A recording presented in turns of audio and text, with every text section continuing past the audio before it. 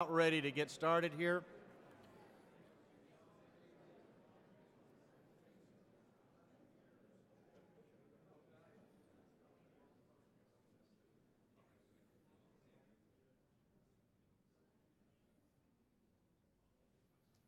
I believe you'll really enjoy the panel this morning, and before we get there, I'd like to invite Brenda Burman up for a little discussion.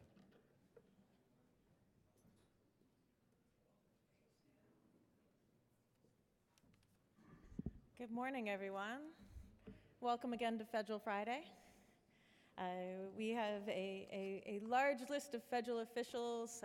We've all been willing to come in and talk to the Colorado River Water Users Association this morning. But what I have the honor of doing right now is introducing the first woman commissioner of the International Boundary and Water Commission, and that is Miss Jayne Harkins.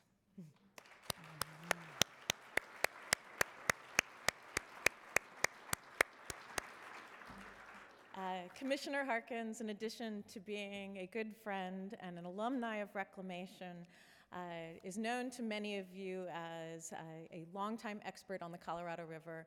We are very, I think, lucky to have her at the commission. She was appointed by President Trump and took office at the end of October. And she brings a long history of different viewpoints on the river, of understanding both the water and energy side on the river. And I think the river is in a very good place because Jayne is at the helm. So Jayne, please come up.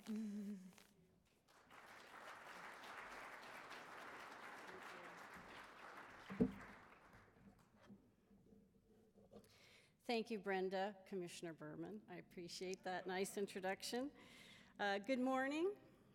While this is not my first time at the Colorado River Water Users Association, it is my first time attending as the U.S. Commissioner of the International Boundary and Water Commission. I'm proud to be serving in this new role.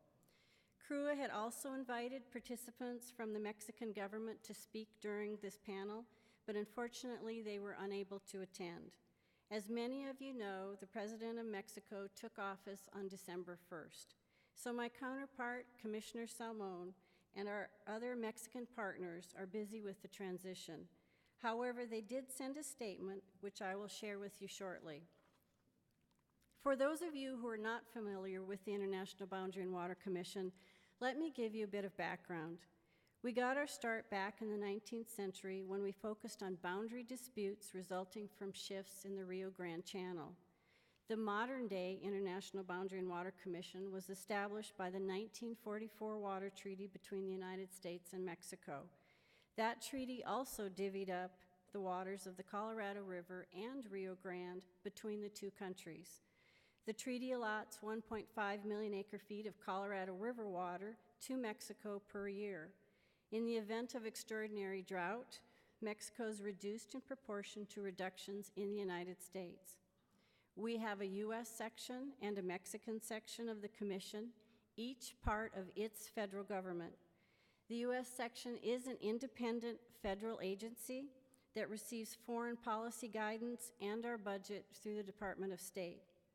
But the two sections also come together as an international organization. The IBWC is responsible for applying the boundary and water treaties between the two countries and settling differences that arise in the application of the treaties. You will also hear us talk about commission minutes. These are binding international agreements intended to implement the treaties. Minutes are a powerful tool to enable us to implement the treaty in a way that responds to changes over time. The IBWC has adopted numerous Colorado River minutes over the decades. Today I'm going to focus on two, minutes 319 and 323.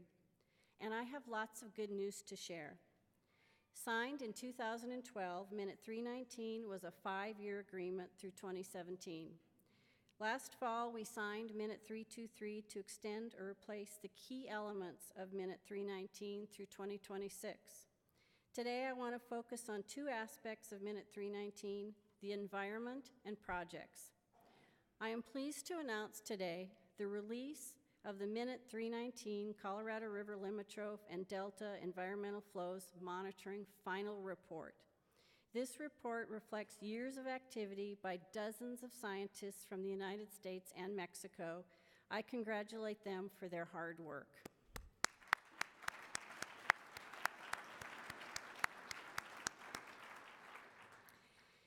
This report documents the impact of environmental water delivery to the riparian corridor of the Colorado River. We delivered 2 types of water for the environment. 1, a larger pulse flow in spring 2014, and 2, smaller base flow volumes over the course of the minute to sustain habitat restoration sites. This report provides solid scientific information about our restoration efforts. The findings will help us apply environmental water more effectively in the future. Our monitoring found that the river reconnected with the sea as a result of the pulse flow. We saw an increase of vegetation and birds in the riparian corridor. We established or expanded 3 active habitat restoration sites totaling 915 acres.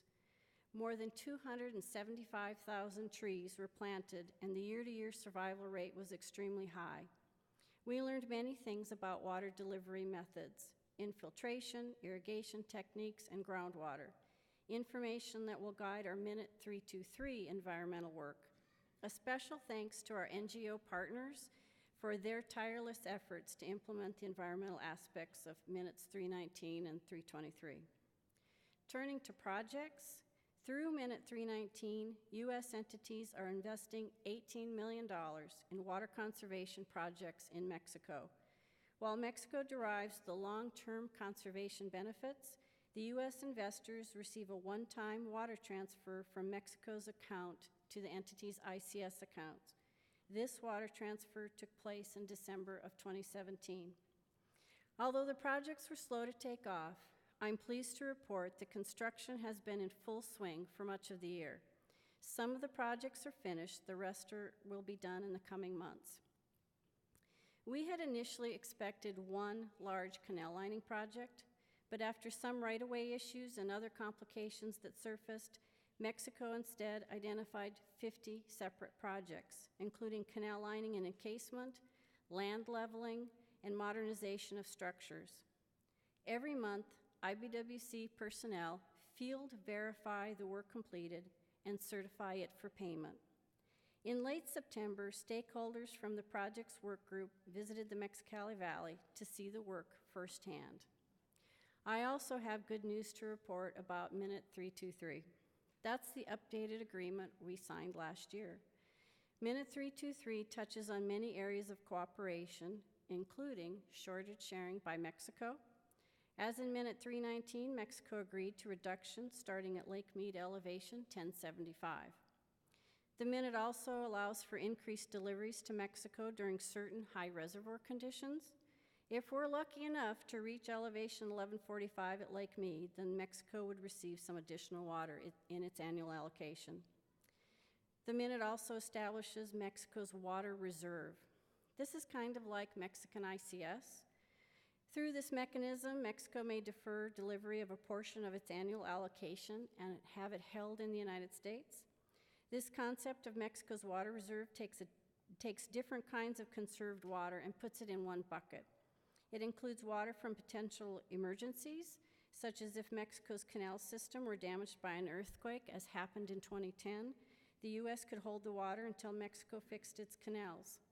It also covers the concept of intentionally created Mexican allocation, water that's saved due to conservation projects. There's also a concept of a revolving account, replenishing the amount of water Mexico deferred under previous minutes. This gives Mexico greater flexibility under Mexican law and on how it uses the water. Under minutes 318, 319, and 323, Mexico deferred delivery of some 370,000 acre-feet. This is an important amount that helped boost Lake Mead's elevation to everyone's benefit. The Minute also calls for cooperation to minimize salinity impacts. This section of the Minute ensures that neither country is harmed by salinity impacts of the Minute's activities. There's also funding for sediment removal to improve the operational capabilities at the southerly international boundary to help manage salinity. Modernization of salinity monitoring equipment is also included. There's cooperation to minimize daily flow variability in deliveries to Mexico. This is a very important issue to Mexico. Although the treaty specifies a monthly delivery volume, Mexican users request specific daily volumes. The two countries have cooperated for a number of years to minimize the variability and are focused on specific actions that could be implemented under the Minute. Minute 323 also has an environmental section that provides for at least 210,000 acre-feet of water for environmental purposes, $9 million for scientific research, and $9 million for restoration. The environmental section is being implemented through a partnership of U.S., Mexico, and non-governmental organizations, with each responsible for 1/3. Reclamation is funding conservation projects in Mexico to account for the U.S. share of water. During shortage or drought contingency plan or DCP years, water for the environment would be reduced just like other types of deliveries. As in Minute 319, this current minute has investment in water conservation projects in Mexico. Under Minute 323, it's an investment of $31.5 million. This U.S. investment generates a share of water for the environment through conservation in Mexico, 50,000 acre-feet for system storage, and over 100,000 acre-feet for use in the United States. Mexico retains the long-term benefits of the conserved volumes. The minute also considers potential new projects to develop new water sources, including binational desalination plants and effluent reuse. Implementation of any of these projects would require a separate commission minute. We also pledged to continue considering a Mexican turnout for the All-American Canal, something talked about for decades. Mexico is particularly interested in using the canal as a backup in the event of another earthquake. But the funding and administrative challenges are substantial. And significantly, Mexico signed up for DCP. In the minute, we call it the Binational Water Scarcity Contingency Plan, but more on that later. Over the last year, we've had 35 binational work group meetings on Minute 323 implementation. 30 more are already scheduled for 2019. That's really good news and shows the strong binational commitment to this minute. Notably, the desalination work group developed a scope of work for a feasibility study for a binational desalination plant in the Sea of Cortez in Sonora. A contract for the study was awarded and a kickoff meeting held last month. The environmental work group, in addition to completing the Minute 319 monitoring report, has developed plans for water delivery and restoration. This will guide our environmental efforts for the coming years. The salinity work group has started a new salinity monitoring program that will help us manage salinity more effectively. The flow variability work group has looked at opportunities for regulatory storage in Mexico, including along the border at Morelos Dam or at other sites in Mexico. The hydrology work group has focused on modeling and analysis to help both countries better prepare for the future. And the All-American Canal Work Group has identified the technical, legal, and financial matters that would need to be addressed before a Mexican turnout could proceed. The work group activities represent a significant commitment of time and resources from dozens of participants from both countries, many of you in this room. People are serious about making Minute 323 work. But I want to come back to the Binational Water Scarcity Contingency Plan. Remember, I mentioned that Mexico has already signed up for the DCP. This is really good news. In signing Minute 323, Mexico said, "We will partner with you in a binational DCP. We will generate water savings starting at Lake Mead elevation 1090, but we will only do so if and when the U.S. Lower Basin DCP is implemented." Minute 323 lays out the risk of the status quo.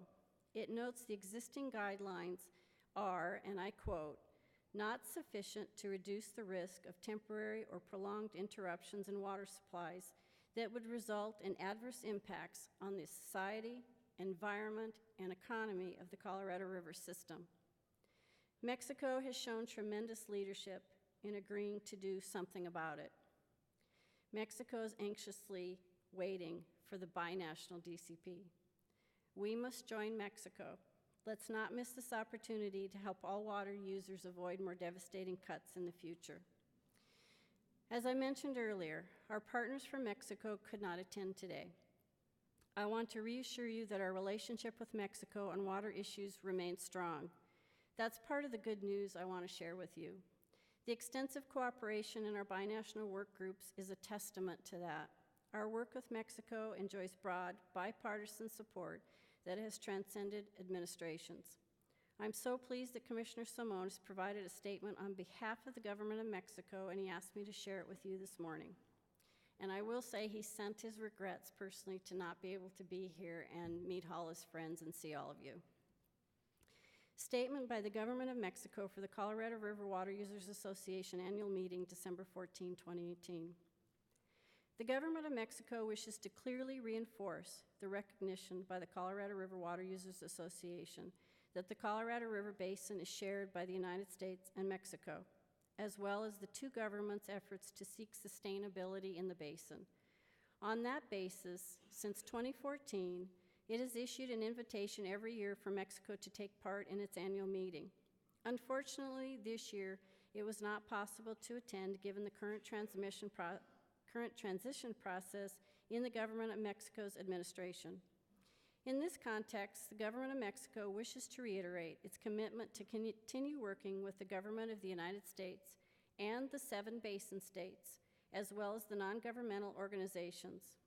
We are committed to work on this cooperative process in search of solutions that offer reliability and sustainability for the Colorado River Basin to the benefit of all users, taking into account the aspects of climate change affecting the basin. In particular, we are committed to solutions that make it possible to face the prolonged period of drought that has been affecting the Colorado River Basin.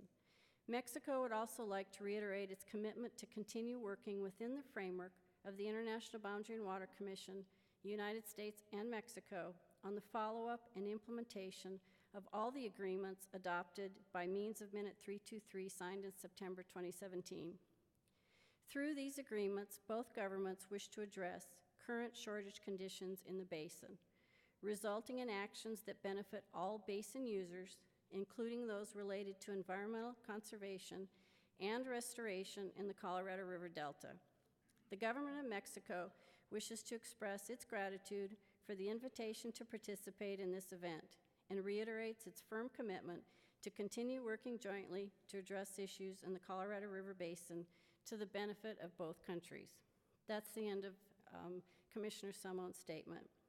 Again, I'm proud to be serving in this new role, and I look forward to working with all of you in the years to come. Thank you.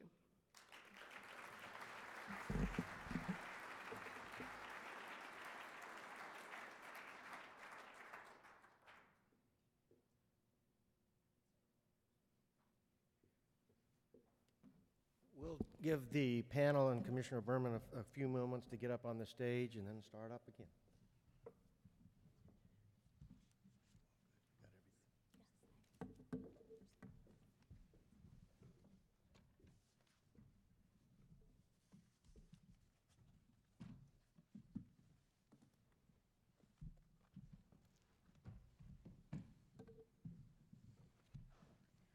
Good morning again. It is my honor this morning to introduce Dr. Timothy Petty, the Assistant Secretary for Water and Science at the Department of the Interior. And President Trump appointed and the Senate confirmed in record speed Dr. Petty last January, so January 2018. And Dr. Petty is now, has jurisdiction over both the Bureau of Reclamation and the U.S. Geological Survey. Dr. Petty holds a PhD from the University of Alaska Fairbanks School of Engineering and Mining, a master's degree in Executive International Business Management from the University of Maryland's University College, and a Bachelor's of Science degree in Geosciences from Purdue University. So while Dr. Petty hasn't been getting degrees, he has had a very long career in Washington, D.C. and in the West working on Western water and science issues, most recently with Senator Risch of Idaho, where he was Deputy Legislative Director for 9 years. So Dr. Petty is going to introduce our panel, but this panel today is about all of the different parts, the departments and agencies of the federal government that are coming together and making sure that we are working on water in a smart way. And I just want you to know that for Dr. Petty and I, that comes very naturally because we both worked in Interior, in the Water and Science hallway as Deputy Assistant Secretaries under Assistant Secretary Mark Limbaugh in the Bush administration. So it is good to be working together again. It means there was no downtime. We started right away knowing each other, knowing our issues, and moving forward for the West. So Dr. Petty, please join us. Thank you so much, Commissioner. And thank you for actually being able to join us. I know a lot of you have been here for this past week.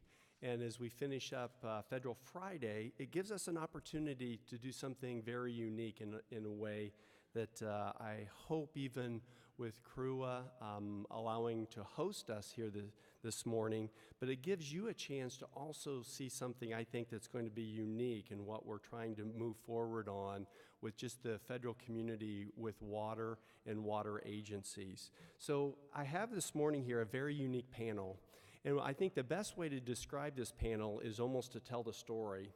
And the story comes actually from the thoughts that because when I came in as the Assistant Secretary, I already knew my commissioner. I worked side by side with her for multiple years, and not only in Department of Interior, but while she also was staff with Senator Kyle years past, I also was on staff on the Hill. So our histories go back. But the uniqueness of that whole story is that we could immediately start working together because we already had a relationship. We knew exactly her skills and her skill sets that we could just immediately go out onto the landscape and work from there. And so when I came in January of 2018, I thought, you know, one of the big things that I want to do, and even from getting some counsel, not only from my previous boss of then Assistant Secretary Mark Limbaugh at Department of Interior, but also working with then Assistant Secretary Ann Castle, who also is here today, of just getting input of the importance of working not only, don't get bottlenecked into your own little silo or your own little world, but to engage with the other agencies. And so out of that came a relationship working with EPA and with David Ross. I contacted him in early spring. We got together for a time over at EPA, and I said, so how overwhelmed are you? And his response is, yeah, about the same as you. And so out of that came we need to do more of this.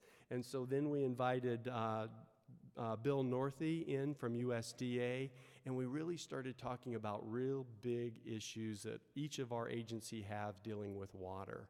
And from there, then we invited in others, Admiral Gallaudet, R.D. James from the U.S. Army Corps of Engineers, some folks, Kathy Tripathi at Department of Energy, and we said, we all have this main theme. We've got a lot of other issues to deal with, for sure, but water continues to come back to deal with more and more of what consumes my average day.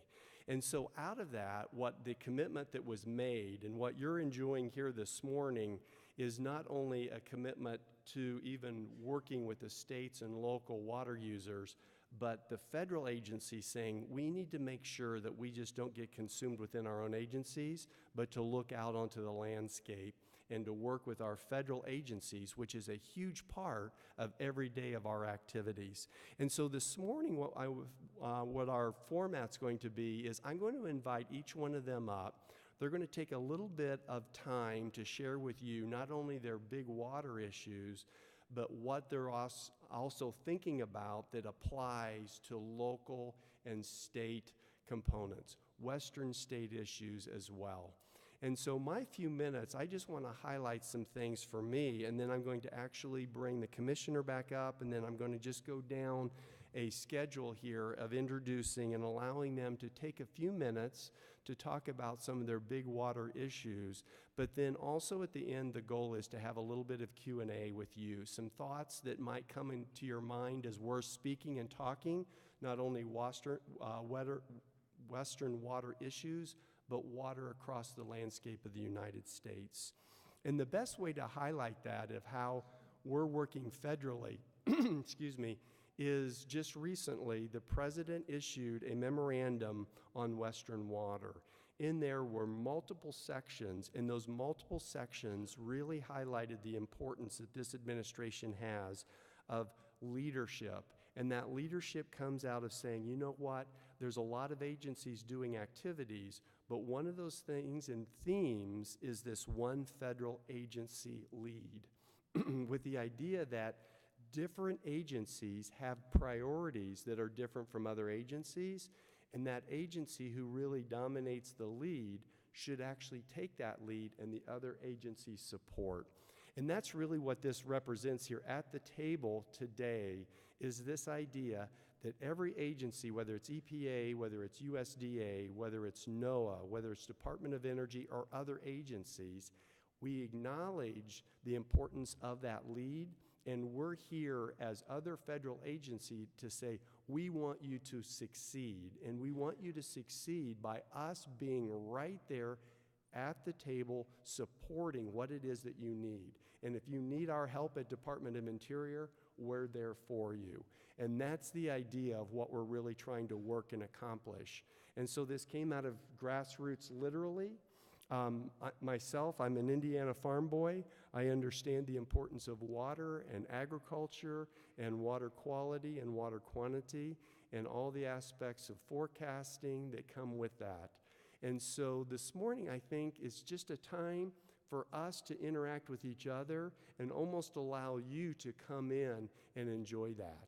So with that said, in some of those major themes that we're talking about, I'm going to stop and I'm going to actually bring back up and get a chance for me to introduce the commissioner again, which you already have, but in a different way, which is I got the privilege of working with her as the deputy in areas of how she takes her ability of policy, her legal mind as a lawyer, and her love and heart for water. That is what she has done her entire career.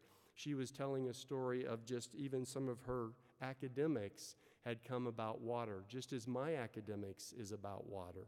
And so those aspects tie in to a bigger picture of how you connect all these dots to then put it to the landscape, obviously dealing with the last day on the drought contingency plan, which she has worked so hard for months. I don't think she's seen her dog for multiple months. Thank goodness that parents love dogs. But at the same time, not only is she working the Colorado River Basin, but she's also been hard at work at the California basin in so many different issues. I mean, we can go basin to basin to basin and talk about water needs in the West. And so with that, I'm going to bring back the commissioner and just give a little bit of a highlight of some of the things and how she's working with other agencies in applying these aspects so that it can be local. It can be local decision-making as well that apply into that. So Commissioner Burman, I'll let you have the floor for a few minutes.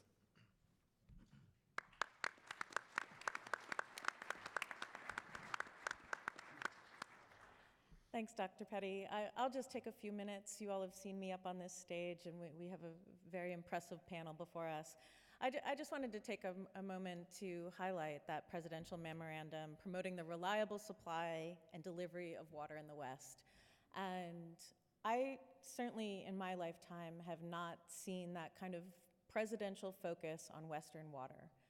And I've talked in other places and in the Colorado River. It's like sometimes you're given a window. You're given a window to focus down and see what you can fix from all the things that haven't been working in the past several years. We're watching the hydrology in the Colorado River. We're watching all of the different issues we have in California and Columbia River and all these other places.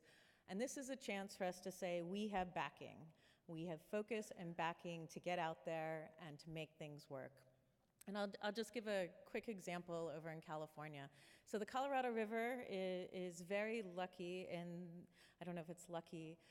Our endangered species and our species on the Colorado River fall under the jurisdiction of the Fish and Wildlife Service. But if you're in California, if you're in the Columbia River, if you're in a lot of other places, the species also fall under the jurisdiction of National Marine Fisheries Service. And so what that has done in the California system, in the Klamath, and the Columbia, is it means when you go to consult, when you do your environmental consultations, usually you have two different biological opinions. And you'll have one on the salmonid species, you'll have one on the local species. And often they completely contradict each other. And as an agency, you have the responsibility to legally fulfill both of those, but they say two different things. And that's something that's been very, very frustrating if you work in water in an area where that happens. And I would say in what this presidential memorandum, one of the things that it's done is it said, we need to cut through all of these regulations. We need to be more efficient. We need smarter ways to address how we consult, how we address species, how we address water supply. And so what we've done in California, what we've been directed to do, is we have named one federal official, and that one federal official is now the point person. So on the Central Valley Project, on the Klamath Project in California, we have named the regional director of the Fish and Wildlife Service is now the point person. And Paul Souza is now the point person for Reclamation, for Fish and Wildlife Service, and for NOAA Fisheries. And that means that we are working on reconsultation, on new biological opinion, and that should change the order of the past. And I think that's going to be a model for the future. We're doing the same thing in the Columbia River, and I expect others will talk about that. But that's just one example of how we are trying to be out there. We're trying to streamline NEPA. We have an executive order and a secretarial order about how we're going to streamline NEPA, make that faster and more responsive. So we are out there, we're trying on many different fronts to make water and water infrastructure something that we can move forward with it. And I would say to all of you, let's take advantage of it. Thank you.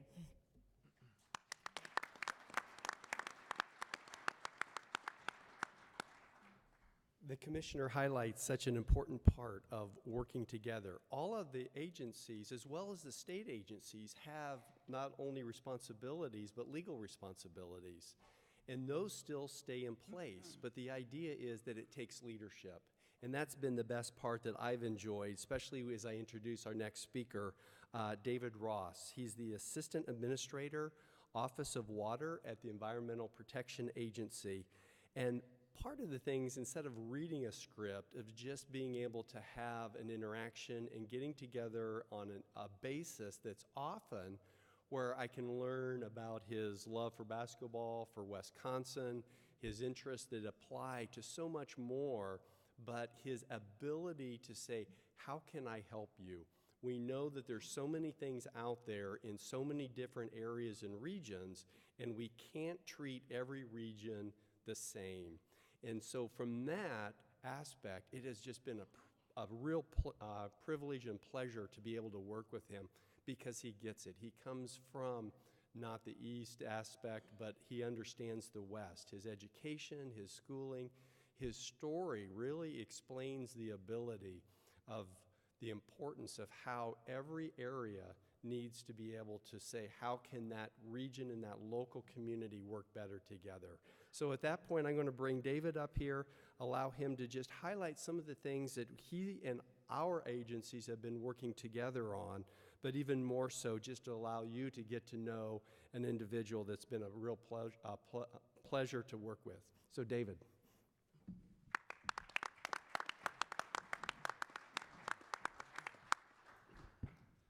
Well, thanks, Tim. I appreciate that.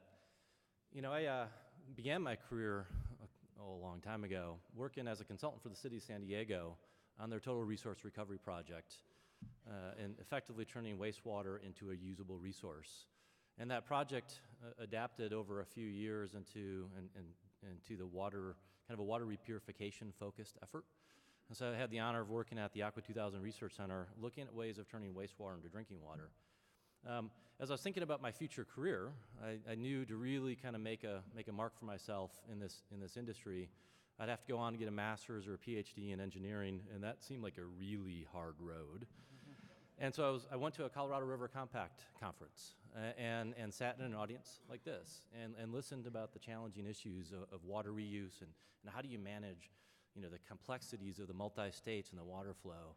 And I just fell in love. And so I went off to law school to become a water lawyer. And I went from San Diego out to Vermont, so it's a slightly different water regime out in Vermont. And over the years, I've worked in Washington, D.C. I finally ran screaming from D.C. and ended up in Wyoming, where I really learned about water.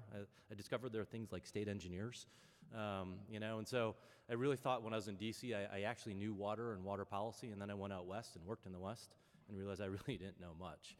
And so if there are Wyoming representatives in here, thank you. Spent some time in Wisconsin and also a different water regime. And so I come to this water story with kind of worked and lived in multiple areas of this country. Tim, I want to echo Tim's comments about cooperation. Tim wandered into my office pretty shortly after I was sworn in, as I was trying to figure out what the scope of the EPA Office of Water, the portfolio really was. And as we talked, I really learned that he and I both had portfolios, hundreds of millions of dollars under budget, and he and I and our teams were working on virtually the same things, but not necessarily together. And I spent some time at the Hypoxia Task Force, which is a cross-state, federal effort, local effort to try to deal with nutrient challenges in the Gulf of Mexico. And then Bill Northey and I took over as co-chair of the Drought Resiliency Partnership, and I think Bill's going to cover that. But I learned about Western water drought, and particularly spending some time with Tim, really the challenges that the West has. And so I'm like, what can the Office of Water do? Typically, people think of us as water quality, but obviously in today's world, water quantity and quality must be merged if we're going to have integrated policy. And I went back to my roots, where I began. And so I have instructed the Office of Water to make one of our major priority areas water reuse.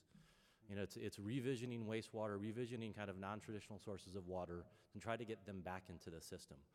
And so how have we done that? And I'm going to focus on sort of the coordination across the federal family. One of the things that we've done is we've worked with the Department of Energy, and I'm disappointed they're not here, so I will try to carry their water for them.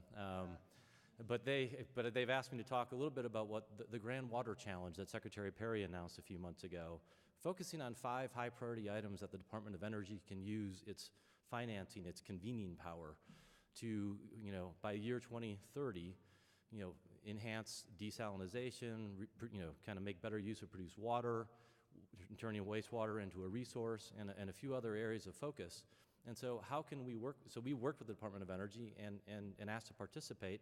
And out of that, my boss and worked with Secretary Perry and to try to get us coordinating. And next thing we know, we're actually partnering with the Department of Energy on 2 of the 5 elements in the Grand Water Challenge, and that's in water reuse and in produced water. So with that commitment, now we're there with them. What can we do to help?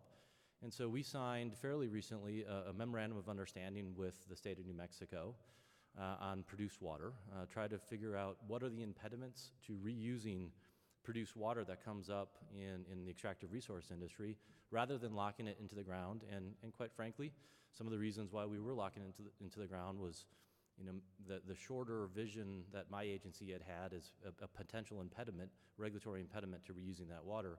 So what can we do to encourage the reuse of that water? We're also doing a national water study on produced water to try to figure out what are the impediments, market barriers, regulatory barriers, environmental barriers, public health and safety barriers.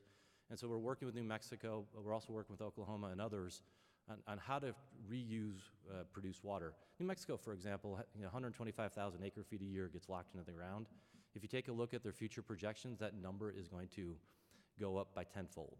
And so that is a massive amount of water that we can try to get back into the surface water system and make better use of. And our agency will try to help as best we can.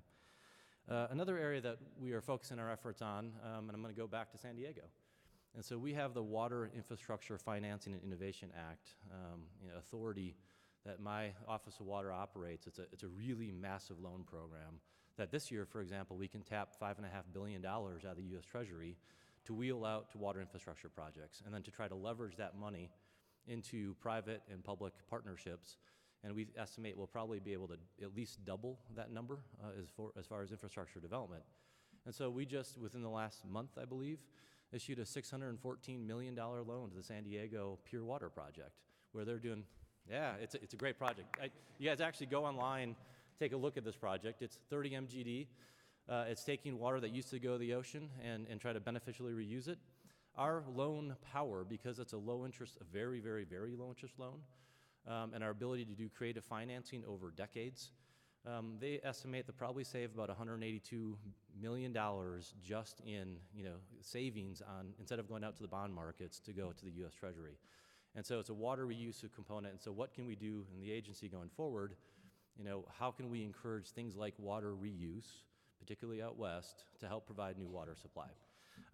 We're also going to be partnering with the Bureau of Reclamation and the Army Corps of Engineers as Congress looks to expand those programs. There's been a lot of chatter about, it's a very, very successful program that was designed off of transportation.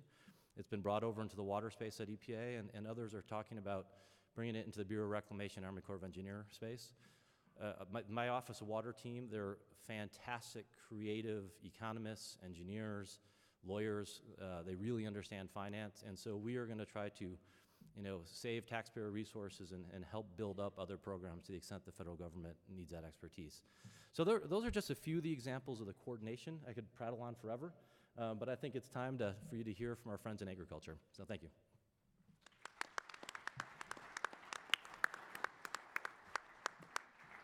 Thank you, David. And there are so many things that we could just go on this grocery list, but this is a perfect example of the project in San Diego of how we want to really rethink the way we do infrastructure, the way we do water reuse, the way we use technology, and build that around not only utilities and communities, but then also agriculture, which then brings us to our next individual and speaker.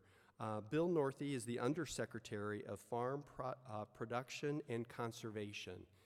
His responsibilities can almost overwhelm anyone if you actually look at the tasks that built around his responsibility. But he comes with a background that really gets it. He has been secretary for the state of Iowa. He has so many past experiences. His agricultural background himself and family just creates this knowledge that has, from the very beginning, of hard work and dirty hands, and that all combines around this interest and high interest of water and how production comes out of the combinations. There's a lot of pieces in agriculture, but one of those major features, obviously, that Colorado and the whole Colorado Basin understands is agriculture and the need of water. And so with that, one of the things that I really want to bring Bill up here is just to highlight some of the things that he's doing as a federal family, but then working collaboratively with the communities of agriculture. Bill, thank you for being here this morning.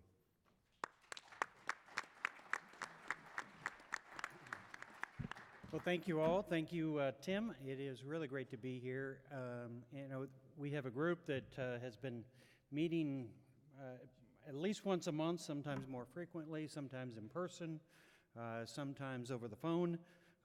And this is really kind of our first out in the public all together, traveled halfway across the country to be with you here this morning. So thank you all for allowing us to be able to join you. We think this is an important activity for us to do. We all, as was mentioned, have a lot of other responsibilities, a lot of things to work on, but we've talked about how important it is for us to be able to have an approach where we understand what each other's doing, where we can leverage our resources, where we can understand what you need from us, and certainly be able to have one message from the federal government on what you need to do or how we can be partners, because there are times that we can be siloed enough that you can get mixed messages from your federal agency partners in the activities that you all do. So as Tim said, I come from the Midwest. I'm an Iowan. My area of responsibility certainly farmed there, but then became Secretary of Agriculture and kind of came to the water world more through the water quality aspect, the Hypoxia Task Force, as Dave mentioned. Was a co-chair in that as Secretary of Agriculture. And the way that was structured, it was 12 Midwestern states up and down the Mississippi River Basin. It was half a dozen or more federal agencies that would meet together a couple times a year. It started off in a premise that the federal government's going to make a gob of money and we just got to figure out how to spend it. The money never came. Eventually, we got to a much better place, and that was each state come up with your own strategy. And we as federal folks need to get out of the way and figure out ways to be able to help you. And so it evolved into a way that I think kind of bleeds into our approach in our agencies now that we're able to be a part of, and probably the long-term approach of many of our folks in the countryside as well. We're here to be able to help you with the needs that you all have, and it's different. As was mentioned, sometimes the old phrase, all politics is local. I'd argue all conservation, all environmental, all water issues are local. Yes, they have some national impacts and some regional impacts, but I was in a couple projects yesterday, and 40 miles between them, and one is on rangeland, and one is some irrigation efficiency on some alfalfa. Run through an EQUIP program that we have at the NRCS with support that can be flexible enough to deal with various circumstances. So this farm production and conservation area that I'm responsible for is Farm Service Agency. That's our farm programs, including farm loans, the CRP program, all the different farm programs, ARC PLC, and lots of other programs out there that you may not have any reason to know or care about, but certainly have constituencies and matter. It's RMA, which is Risk Management Agency, so that is our crop insurance program. And then it's NRCS. And NRCS is the program that I'm sure many of you, or the organization, the agency that many of you are very familiar with, and certainly partners with many of our folks on our panel up here, as well as with many of you. And we have over 2,000 offices in counties across the country. We have over 10,000 employees. We spend about $8 million a day on conservation activities across those offices. And even as big a scale as that is, and it's significant, it's billions of dollars a year, it's only a drop in the bucket of the kinds of work that needs to be done. You all are a huge part of being able to make sure that things get done, that things scale the way that it needs to scale. We need to partner with all of you. We need to partner as federal agencies. We spend a lot of time partnering with state conservation departments and our soil and water conservation districts that are out there across the country. And each of the places are a little different, but our design within NRCS is to leverage as much as we can to be able to help you get done what you need to get done. And that's going to be very different in different places. As we look at some of the pieces coming together, and you know some of those programs, Water Smart program that we do with Bureau of Reclamation, certainly our EQUIP program, our CSP program, which is kind of a support farmers in doing the right kinds of things, but EQUIP can be very flexible. A lot of irrigation efficiency activities, both in infrastructure as well as on the farm itself. In being able to support folks in looking at stretching that water and being able to have the kinds of use of that water that gets the most out of it, but also can create some resources for the rest of the community as well in many cases. So lots of different pieces. RCPP is a program that was built basically around partnerships. It is Regional Conservation Partnership Program. And in fact, to come and bring a proposal for funding, you need to bring partners. You need to bring leverage dollars, both hard dollars and soft dollars. And those partnerships have created hundreds of new partners across the country to be able to get activity done. And those partnerships have created working together well beyond even the kinds of programs that are done when the project is started. So those create relationships and an understanding of other needs and other mutual beneficial activities that come from that. So many different pieces. We want to be there as a partner with all of you. I want to say thank you to all of you. The work that you do, the leadership that you have, your reason to be here, but the things that you do back home that make a difference for everybody else that's in this hall, and many of the folks that take for granted the kinds of activities that are done out there. Certainly from our perspective, we don't we don't exist, we certainly don't make a difference without the partnerships that we have with the landowners, with organizations, with our federal partners, our state partners, and our watershed partners across the country. We did just add, some of you may know, we have a chief of NRCS. That's our top administrator. We've had a lot of great history and great chiefs. We just last week announced Matt Lohr as our chief of NRCS. He's a farmer from Virginia. Again, more steeped, probably like me, in some of the water quality issues than water quantity issues, and we're looking forward to getting him out here to be able to understand and work with some of the rest of the experts in our NRCS family that understand the issues that are important to you, and great, but grounded for the same reasons. Believe in voluntary conservation, this proactive water conservation, soil health, water quality efforts that we all need to do. And then lastly, let me say I believe, are very close to being able to have and implement a new farm bill. It passed both the House and the Senate this week, and will probably be signed by the President next week, and that will provide some additional resources and some additional flexibility in some of the programs that we have. Many of you have weighed in, whether it's the RCPP, some of the challenges and reporting that have been a part of that. It'll ease up some of that, the easement program as well. And so we're looking to understand a little bit more of those provisions and how we can enact those in a way that can be more applicable to all of you. So again, thank you. Let me mention one last piece. As Dave mentioned, the National Drought Resiliency Partnership. This is an organization that most of us are involved in, and we have some other partners as well. It has existed long before we got to DC. In fact, there was a drought summit back in 2013. Meets a couple times a year. We all started getting together before we even knew that was out there. But we're looking to be able to leverage that into some issues that are important to you. In fact, we're even looking at whether there might be an opportunity to be able to pull a summit together this next spring. So we're actively in that kind of conversation and looking forward to potentially pulling some of you into that, and what kinds of activities around water conservation issues, water management issues in the time of drought that can reach across all the federal agencies, that can be reinforced by coming together at a national level. And what kinds of issues are kind of fall in between our organizations? And often we'll each have our little silos, and we're missing something until we all get together and look and say, this also needs to be done. And we can figure out ways to be able to make that happen. So again, thank you for the work that you do. I'm very, very pleased to be here and be a part of this. Look forward to suggestions that you all have of things that we can do.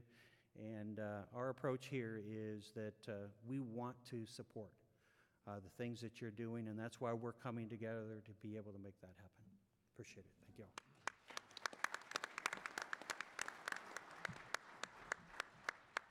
Bill, thank you so much. I mean, part of even that discussion of the different agencies coming together and finding out where there's missing holes that are important to even what is happening here in Colorado with the drought, and really working with the drought partnerships.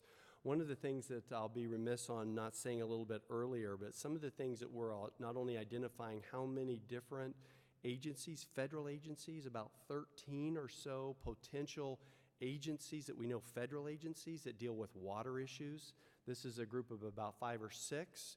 We want to continue to expand that, but we also have identified already over 60 different water groups that are federal that deal in areas of water, 60. And that's what we've identified already, and every week there seems to be more into that. But the idea that we want to do collectively as our leadership responsibility is to say, what are they doing? Are they effective? How can we make them more effective and build into those different groups so that they can then be out interacting with you on really local issues that can be resolved and dealt with. So with that, there's this underpinning idea, and that's why I want to actually introduce next, which is the Rear Admiral. He actually has an amazing background. This is one, you talk about a high achiever on just so many different levels.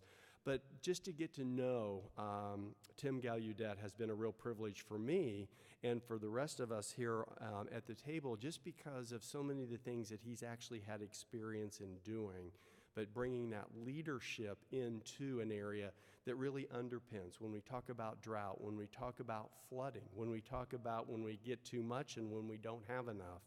There's this idea of forecasting and just the technology that is coming under that. Going back to what the commissioner talked about was the presidential memorandum. There was this section 4 on technology, not only desal, but other ways called forecasting that gives us what is it that we're looking at into the future. Where are we heading? That's part of the whole drought contingency plan is what has happened in the past and what are we continually looking at into the future. Gives us that ability for some sort of analysis for probability. And that's really where I want to introduce and bring up not only Rear Admiral, but also Dr. Gallaudet and his background in research and those capabilities that underpin so much of our different agencies so that we know where to manage or even create operations into the future. So with that, Dr. Gallaudet, thank you for being here.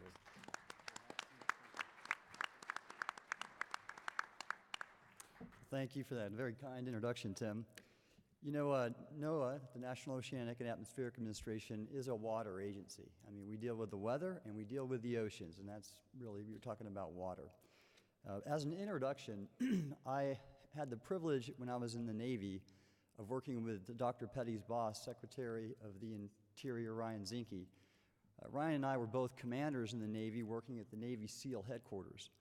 And I love working with SEALs because they really embody the notion of teamwork. I mean, they organize in SEAL teams. And Secretary Zinke is a full-on team player. And what he has sort of infused in the agencies here that you see represented on this panel is a real spirit of teamwork. And that's what we're doing for you, is we're all working together for you. In fact, there's a great quote that is attributed to Churchill. And it was that he said, "We have not got the money, so we have to think."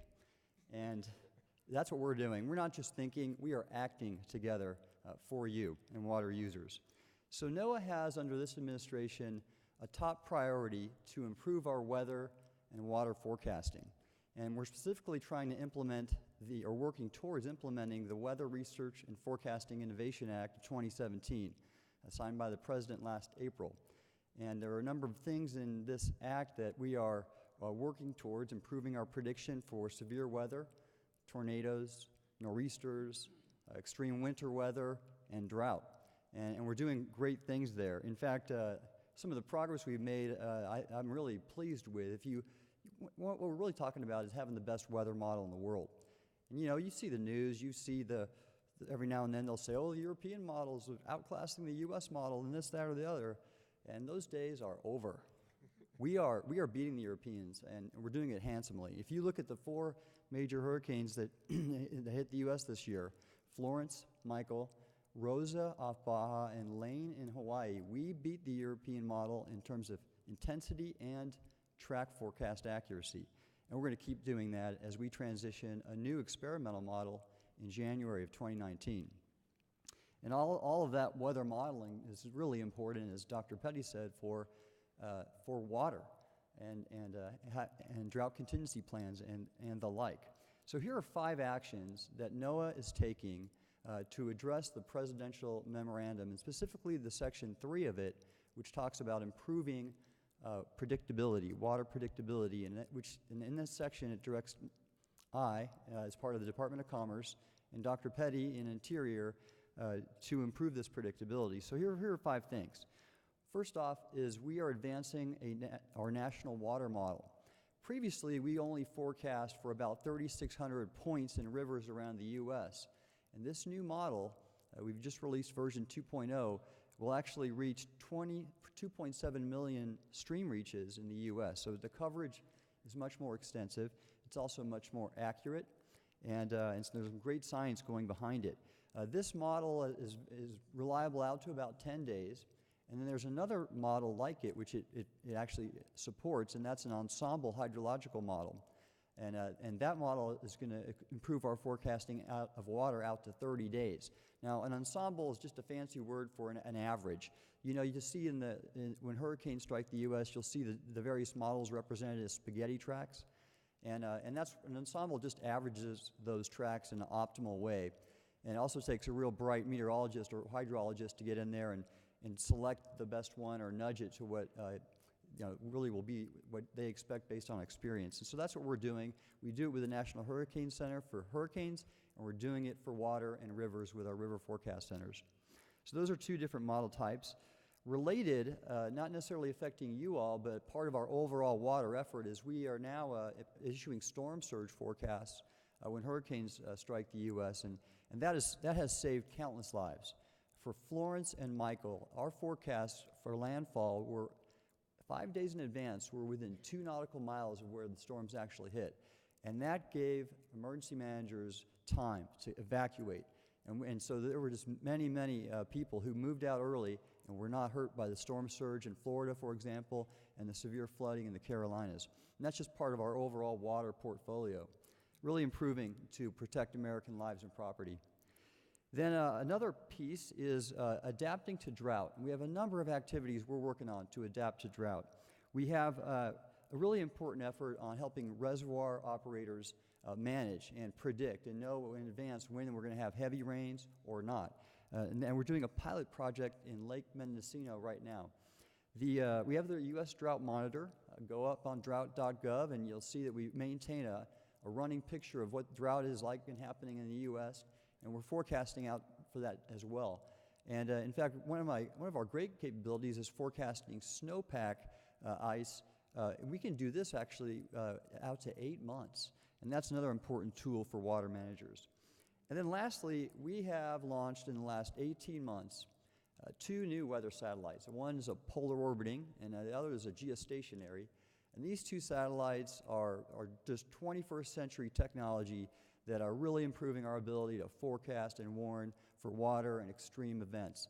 This is just amazing technology. We have, if you look at a weather satellite, especially the ones we've launched now, which are the current generation is 5 times faster data download, 4 times the resolution, and 3 times the channels of previous generations.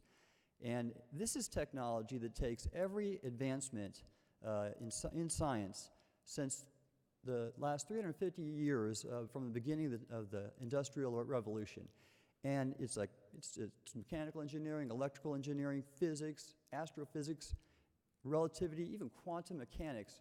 All that technology is put into a vehicle the size of a VW Bug.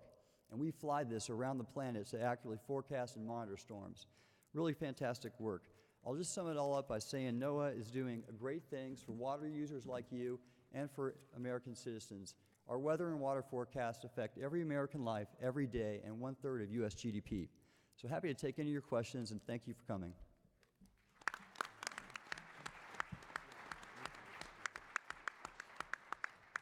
Now you know why I love to just stop and just listen to him almost nonstop. I mean, he really has an incredible background of just giving insights that really become practical.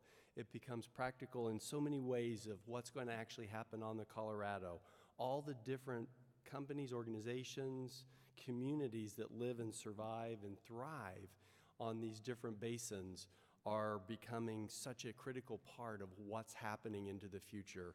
And so I'm really pleased and proud of just being able to work with this leadership team here in what's trying to be coming next. Which actually now brings us to our last speaker, and hopefully you're thinking of some questions that you're going to be able to interact with our whole panel on in some of these discussions. But the last one that we want to introduce is a combination of real operations as well as what's happening into the future, which is the U.S. Army Corps of Engineers. They play such a vital part in each of our own agencies' responsibilities, because every time it's like, well, what is the Army Corps thinking? What are they doing? Because they play such a vital role into all these underpinning. They're like the go-to kind of group to get things done. And so today, actually, we have the Brigadier General Pete Helmlinger, who is the commander in the Northwestern Division. So this would be the Columbia River Basin. And so he's out of Portland, but his background is across many parts of the United States. The interesting aspects of their responsibilities is that they put different people in leadership in different areas because they gain that expertise and that interest. And so having General Helmlinger here today is a real privilege for all of us. And before I bring him up, one of the things that I also want to tie in is this leadership of responsibility, because different agencies take different priorities. And so the commissioner talked about the California Basin Project, where it is a Department of Interior Fish and Wildlife lead, but we're also working through on the Columbia River Basin is an Army Corps of Engineer lead. And so they're doing almost a reverse of what we're doing in California, where they're going to take the front lead and run point and getting things done because of their responsibilities and expertise on the Columbia. And so the general has immense responsibilities. A lot more water up there than I wish we had down here would be fantastic. But those responsibilities change, but yet they're always the same, is that you always are managing in drought years and in flood years, and what does that mean in between? Because you never get a happy medium no matter what you hope for. So those are the responsibilities. So I'm going to invite the general up, give some remarks, and this will be our last speaker here, but then we're going to have a chance to open it up for some questions and a little bit of interaction and dialogue with our group here. So thank you for being here.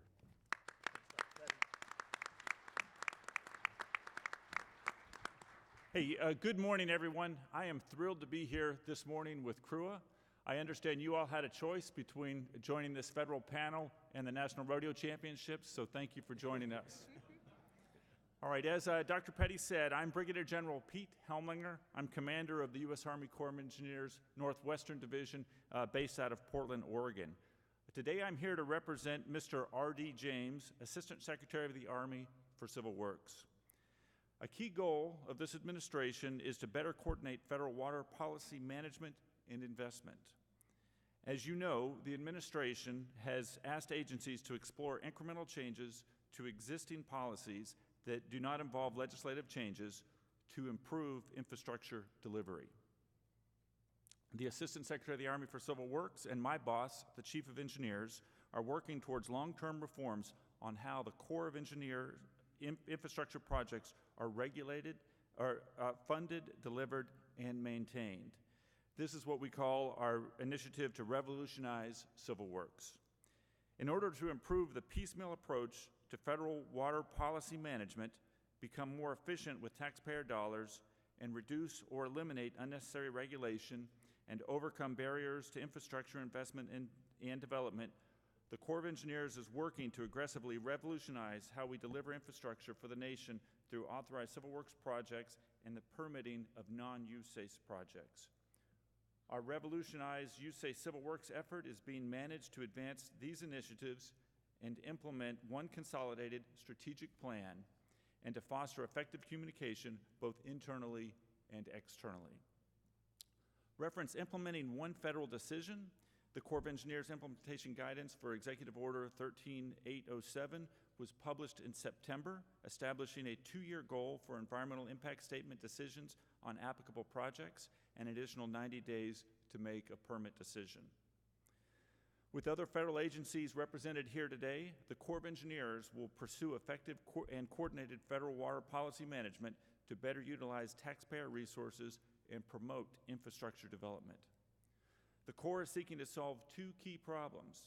Number 1, projects often take too long, and number 2, sponsors want to be more involved with planning, design, and construction. The Corps of Engineers is seeking to accelerate projects by streamlining current policies. Under our Revolutionize USACE Civil Works initiative, each initiative and related enterprise action has been synchronized in groups into one of 3 broad objectives. Our first objective is to accelerate project delivery. Essentially, we want to start and finish projects faster. Our second objective is to transform project financing and budgeting. We want to have more efficient project delivery using alternative financing tools and new budgeting processes. And our third objective is to improve permitting and regulation reform.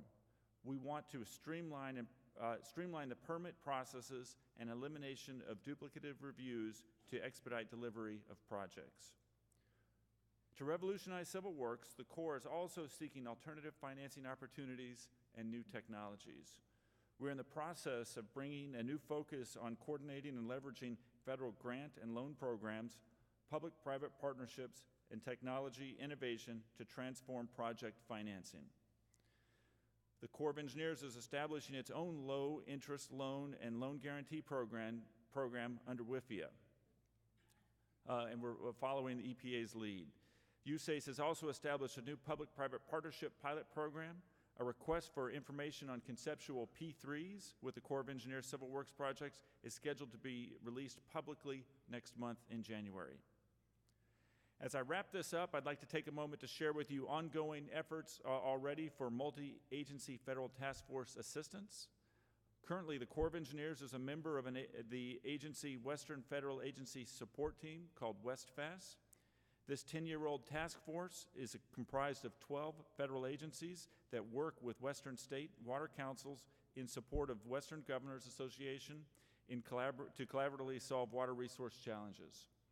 A multi-agency group such as WestFAS could greatly assist our federal family as we tackle priority issues such as aquifer storage and management, desalination, drought resiliency, drinking water and wastewater infrastructure, source water management and control, surface water quality, stormwater management and flood control, and many other water resource issues.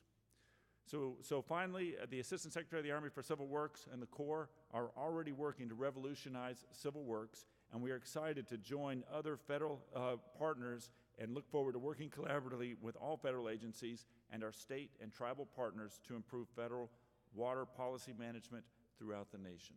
Thank you.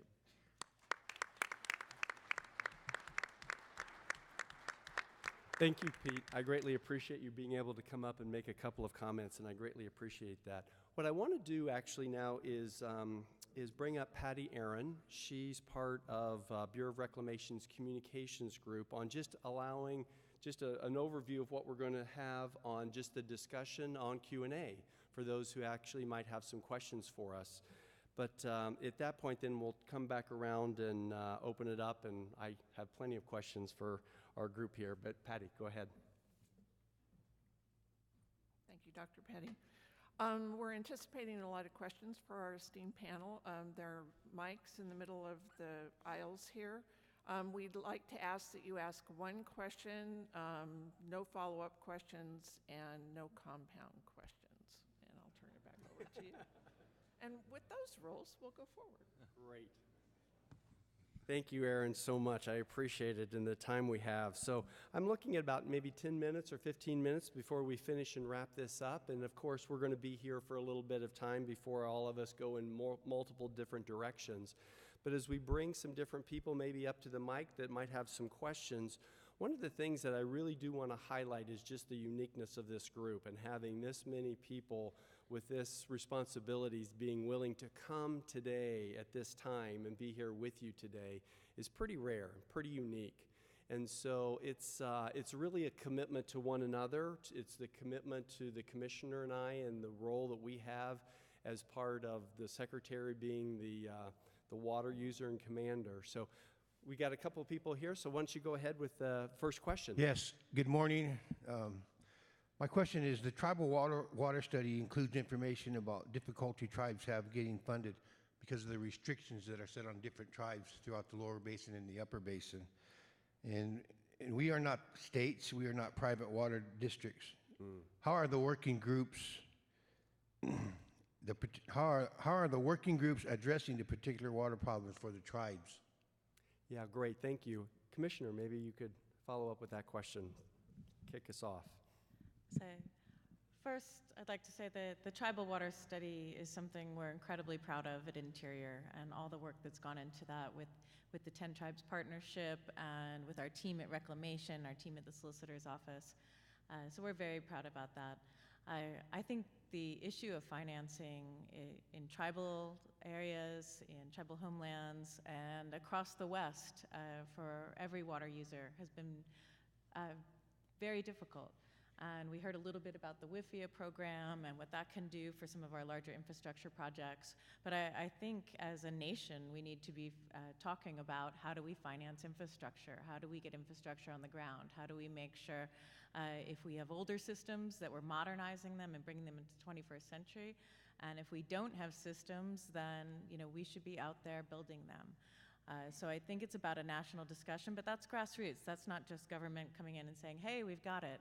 That's you all working, from your communities to build up, I think, what would be a very groundswell of this is important. So we hear a lot about trains and bridges and highways and how important those are, and we are on those every day, but we all use our water every day too, whether it's on our fields or in our faucets. And so I think it's important for us to emphasize to our representatives how important water infrastructure is. And so I believe that's true if it's tribal funding, and I believe that's true when it's community funding. Great, thank you. And, yeah, go ahead, David.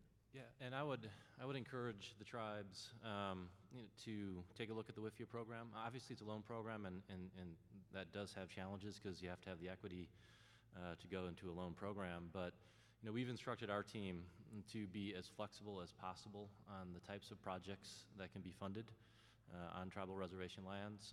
I mean, we recognize that we have citizens of this country who don't have access to basic life needs, wastewater disposal, clean drinking water. The good news about the WIFIA program is it's got amazing flexibility. You can pair it with other sources of funding, both private and other public sector. And so we are strongly encouraging, and it's early in the WIFIA loan program. We only have 2 years of cycle, 2 years of budget cycle. So the projects right now that are getting funding were projects that are fairly shovel ready.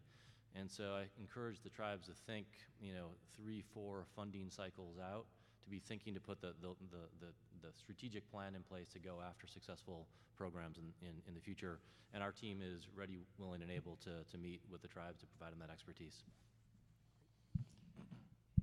From USDA side, certainly we have some successful projects out there through EQUIP, through direct farm loans, but we also struggle in some places. And where I've seen the most success have been to some projects in New Mexico and Arizona with tribes that we have folks that have proactively created a relationship, certainly within the tribe. Somebody has taken ownership of that relationship, and we need to increase the breadth of that across the agency. But it's been a purposeful effort trying to build those relationships. And where it is done, we've been able to find some flexibility within our rules. But collateral, joint ownership, other kinds of things have caused some struggles there, but we've been able to find some opportunity to be able to make loans and grants, whether it's forest improvements or water infrastructure or beginning farmer loans, other kinds of things. So we're very interested in increasing the momentum around that and love to be able to hear some specifics about how we can make it work in more real life situations. Great, thank you. Thank you for that question. We'll go back here and then come back this way. Yes, I have a question particularly for the Rear Admiral and anyone else who might want to jump in. I represent water users in the Colorado River Basin, the lower part of the basin. And as you all know, we're desperate now for water supplies, snowpack in particular. And I appreciate the investment in all the new cutting-edge technologies for forecasting and so forth, and particularly you mentioned snow forecast. I guess my question is there any modeling that can unravel the dilemma of whether or not cloud seeding for enhancing snowpack exists? How to quantify that? Is it possible to, before we make tremendous investments in trying to create additional snowpack, enhance snowpack with cloud seeding, is there a way to quantify if that's a good investment or not? Thanks for your question there. We do have fairly robust modeling behind that can address that. The question you asked, though, is more than just a modeling or prediction question. It's a policy question. And NOAA doesn't have any authority over those kind of activities. Now, I don't know the results of that modeling, if we've conclusively been able to prove that that would be effective. But the models we're developing now do have that extended range capability. We call it seasonal to subseasonal, and that's an area of this Weather Act that we're working to improve. So we can't answer that question very well right now, but we're working to be able to answer it within the next few years. Thank you. But if I can even follow up, even with the Admiral's comments too, I think one of the things that the Admiral's resources can provide, though, is the concept of real application. And I can give you a really good example. Working 9 years for Senator James Risch of Idaho in my past has been this idea of, if we know that there's some good snowpack, then managing even reservoirs that can capture that, working in partnership with the U.S. Army Corps of Engineers, who may have certain responsibilities, and or the Bureau of Reclamation, who has certain responsibilities, of being able to review and look at how much then water do we need to be holding on to and or releasing for these different areas of responsibilities. It's those type of technologies that allow us to look into the future of how to better manage and actually better evaluate some of the ideas of building new or build on old infrastructure that gives us those capabilities as well. So we're excited about where we can go and what we're looking at into the future and those kind of questions. So thank you. Next question, we're going to come back over here. Well, I'm with the Western States Water Council, and we have greatly benefited from WestFast and from your agencies working together over the past, I think, 10 years. And I'm just curious, you guys are trying to break down those silos and work together on various projects. What can we do, not just as states, but anybody? I mean, obviously, our organization has access through WestFast, but what can other organizations, as well as our states, do to reach out to you to present those kind of projects where you can work together with each other and with us? What does that look like? What do we need to bring to you, and how do we communicate that with you? Great. Actually, multiple people. Go ahead, David. I've got some comments as well. Go for it. Well, let me just say on the response. First of all, WestFast is going to be, I think, a very high priority for us. All of us have been to the different WestFast meetings. We look forward to actually continually building those relationships. They bring in that desire of state and local to work with federal agencies that already exist. Our goal is not to create one more new thing. It's to really be able to work with what we know in the landscape in the past and say, okay, that's then something that we can get behind and really give full support, because those are the questions that each states have, especially out west, obviously, in those areas. So I'll stop there. David, if you have another thought, and I know actually Admiral Gallaudet addressed WestFast earlier this spring as well, and we're working on just those staff relationships. Yeah, and so WestFast is clearly one of the major organizations that we all work with. Tim mentioned earlier the 60 plus task forces, working groups. When we first started asking, it was 20 or 30, and my team came back. I said, after I did the hypoxia task force and drought resiliency partnership, how many are there like this? And every time my team came back, it was 30, and then it was 40, and then it was 50, and now we're at like 60 some, and we're still counting. So part of this is the federal government is coordinating, but they're not coordinated.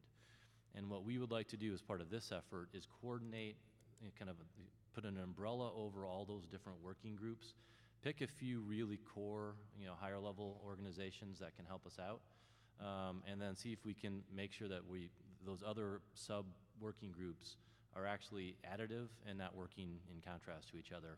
And so what I hope to see going forward is sort of institutionalizing this effort a bit. And so at EPA, for example, I'll answer your direct question. If you have ideas, and we love working with externals at EPA and build out working groups on, with externals. And so Ann Campbell at EPA in my immediate office, I wanted to have a point of contact for some of these special projects and for this kind of coordinating this effort. So Ann Campbell in the immediate office at EPA will be basically our special projects coordinator, and so I encourage you to reach out to Ann and share those ideas. Yeah, appreciate the question. Dave and I just went out with a letter a week or two ago as well to our state partners out there, so our ag agencies, our water agencies, encouraging them to come to us with ideas. We're going to continue to have opportunities where we offer up openings for regional conservation partnership program, conservation reserve enhancement programs, other kinds of things, so certainly be aware of those.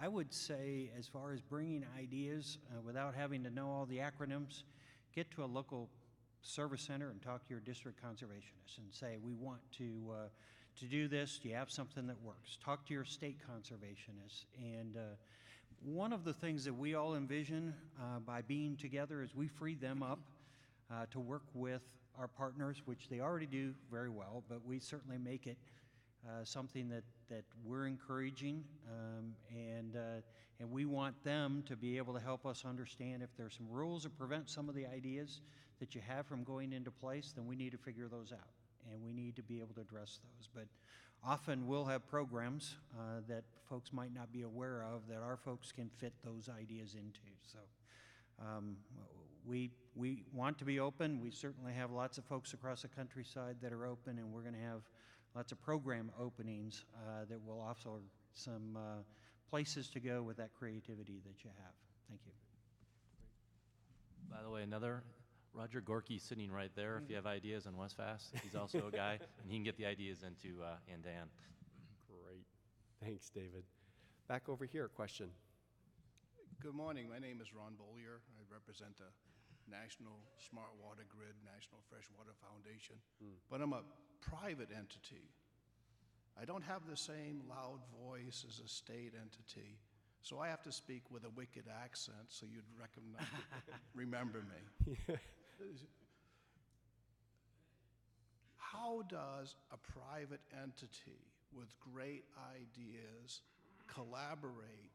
Because the idea is to take floodwaters off the Mississippi River during flood events, transport them from one watershed to another as the next generation flood control that Army Corps of Engineers deals with, and brings them to the Bureau of Reclamation as the next century water supply for the Colorado River. How do you coordinate with one entity and not, so there could be some advantage of having a Yankee engineer help. Who should we communicate with within the U.S. government agencies? For private partners, it's daunting to deal with so many. When these other esteemed people around me have other priorities. Yeah. Thank you. Great question. Anyone want to? Commissioner. I'd be happy to talk about that question. There have been a lot of ideas out there about how do we augment the Colorado River system. And in fact, that's something that's been envisioned for a very long time by Congress and by the states and by the water users. And I remember Bill Rinne talking about water on the Mississippi and the Missouri. And I think there's so many different ideas out there, and I think what you need is local partnership. And you need the ability to say, where would this water go? How would it be augmented? And I think it's always hard to tell, like, how much reality is there in a project? Could the engineering work? Could the local politics work? Could the permitting work? And I think how we help figure that out is you start working with your potential local partners. You start working with where the water source would be, and like, you just dive into all those issues and see, is that possible? And to date, there's been a lot of, we've had a lot of hurdles in trying to think through that, but water is becoming more and more valuable, and augmentation is very important to the Colorado River Basin. Oh, great.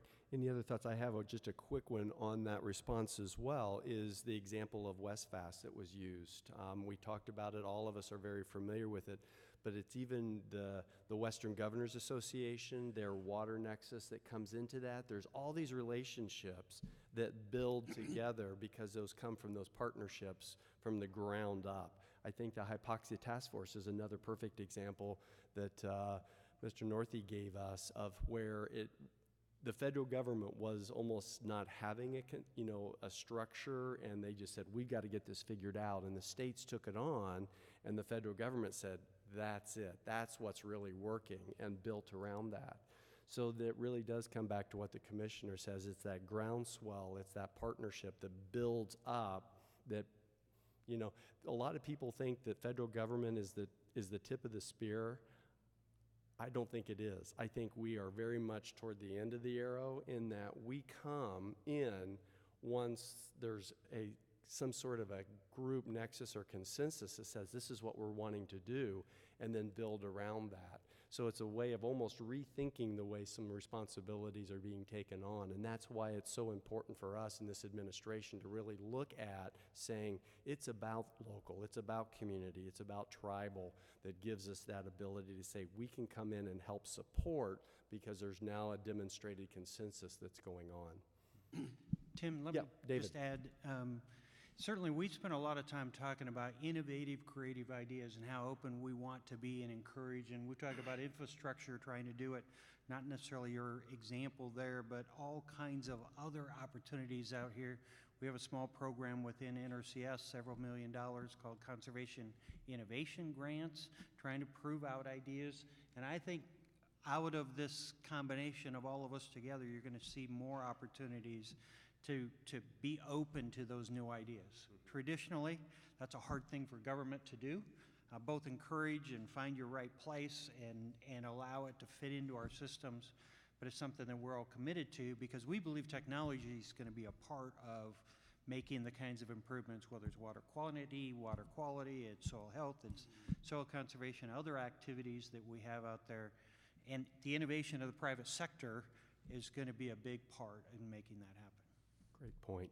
Good. So remind me, I was over there. I'm so over here. Okay, over here left with me. Go for it. First of all, I want to say this is an unusual opportunity to have so many of you policy people and decision makers up in front of us, and I hope this is something that we're going to replicate in subsequent meetings of this organization. Well, thank you. It's almost too good to be true. But my questions are to the two gentlemen on my side of the dais here is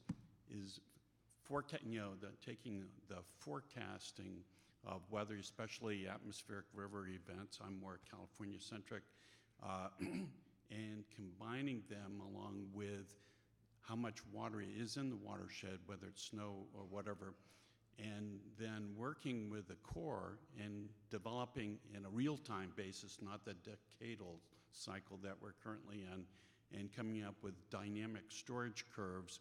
So without building new reservoirs, you add significantly to the total storage, especially on the Sierras in the California system, but also in some of the other reservoirs. And instead of working with a small reservoir on a test case like Mendocino, doing that with some of the major reservoirs that you can actually, maybe Oroville, that you could actually make significant improvements in the reliable water supply, which would then offset some of the demands on the Colorado. So can you speed up the process, and can you come up with dynamic storage curves on major reservoirs? Yeah, thank you. On a real-time basis. Sure, and that's a great question. You mentioned already the Corps of Engineers is doing a pilot program for FIRO at Lake Mendocino. And the weather didn't work, I know. But if that proves successful, and I'm confident it will, we'll look at doing that at other reservoirs around the state. As the science becomes more accurate and we can reduce the risk of flood, which is the other side of putting more water in the reservoirs, we certainly understand the need for it and the preciousness of water, and just share with you that we'll continue to advance this. And then Oroville is another one you mentioned. I know that's Department of Water Resources within California, but the Corps partners with both the Bureau of Reclamation and DWR in California as we adjust the pool levels on there. Thank you. Great, thank you. I appreciate that. So we got enough time. We got 2 more left, so we'll take this and then we'll wind things up. So back over here. Good morning. Good morning. My name's Mark Murrayboy. I'm from the Utah portion of the Navajo Reservation. We live along the San Juan River. There's a great need for water. Most of the families still don't have running water in their homes. They still haul water every day. We've been working with the Navajo Nation government, Navajo Nation Council, on the Utah Navajo water rights for many years. We finally have a sponsor, Senator Hatch, Senate Bill 664. And we have a co-sponsor, Congressman Bishop. And Hatch wants to have this bill approved in the lame duck section. My question could be an odd question, but there seems to be,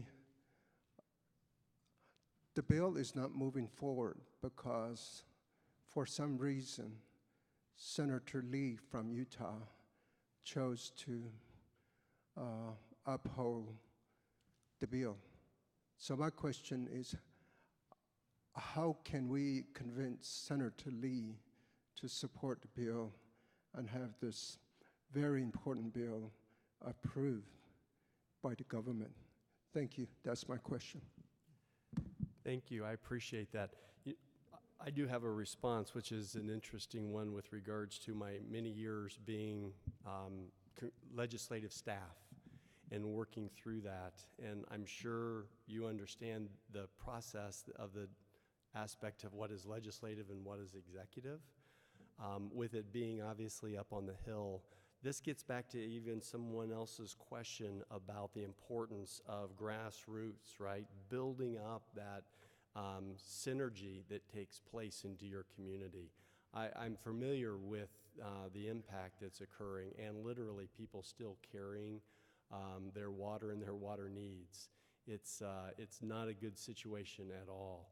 And so I really encourage you to get back and continue to build within your communities and those aspects of really working with your local communities that go into your local legislative process, because those are the parts that are going to become in critical importance for then us to say, what do we do with that then once it gets passed out of Congress?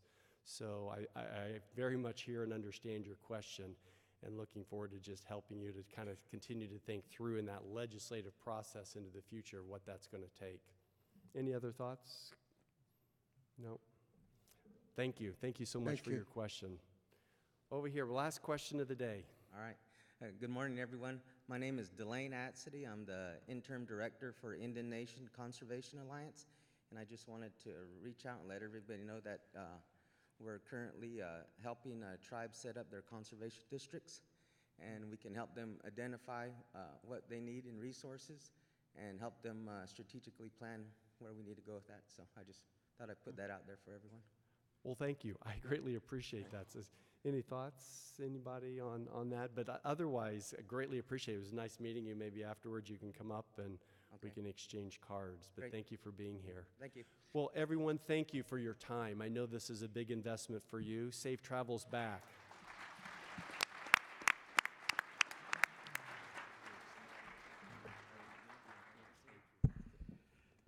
Well, I'm back. Maybe for the last time this year. I need to do a couple of things. As was stated earlier, this is a first. And we are extremely pleased to be the forum to have it happen. And so I want to say thank you to all of you for making this presentation the most unique I've seen in the years I've been here. So thank you very much.